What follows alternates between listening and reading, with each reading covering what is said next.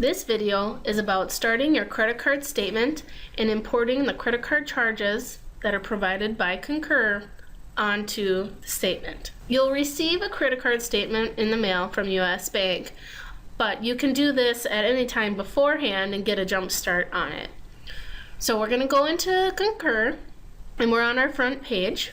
If we click on the available expenses line item here in the middle, we can get to our credit card charges because they're listed here below.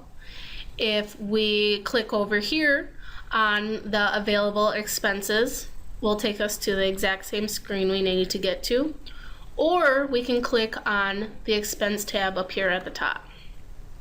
So it'll bring up the next screen. So we want to go down to the middle of the screen. So in this available expenses are the credit card charges, and you can tell what is a credit card charge because it has this blue credit card identifier on it. So I have 3 charges. I could have already started my header page for my credit card statement and just move these charges to it, or I can start one from this process. So let's say I want to move this one charge and start a new report. So I'm going to check the box and move over here to move and click the drop down. So I have the option to start a new report or of adding it to one that I already have started, but I'm going to start a new one. So I'm going to call this my March statement. Now the naming here doesn't mean anything to us, it just helps you yourself identify which statement you are currently working on. So again, with creating a header report, whether it's an expense one or a credit card statement, right here on this business unit, if you were to change it, it automatically defaults to your home business unit and payroll, but you have the option of changing it here, so when down the road, if 99% of your expenses are going to be charged to a job number or a property, it helps you in the long run when it comes to allocations because you don't have to change your business unit as often as if you were to leave it on this one, which is just the 1% example.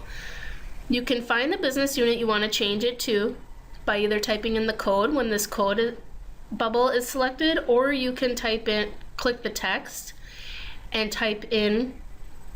When typing in the text, I recommend making sure that this right here is blue so that you're overriding it and not just adding to it, otherwise nothing will come up for you. So codes for job numbers, for reference, always remember that to include the leading zeros. If you notice for this Selby, the vintage on Selby example, it leads with has 2 zeros, so you always have to start with those when looking up a job number.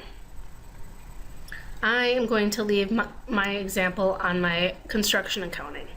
So I'm going to click next. And it says now my smart expenses have been moved to my report.